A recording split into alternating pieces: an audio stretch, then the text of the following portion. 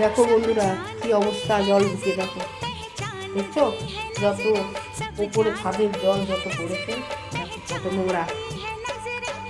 এই জল বেরোবার রাস্তায় নাই। এই ভাড়া ঘরে এই ঝামেলা। মানুষ বলবে খুব ভালো খুব ভালো, তারপরে কালো। এ দেখো এই অবস্থা, সব দিকে জল।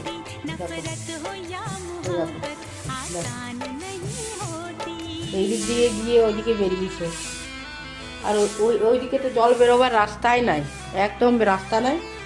কি হবে, কেমনি করে জল বেরোবে কি জানি।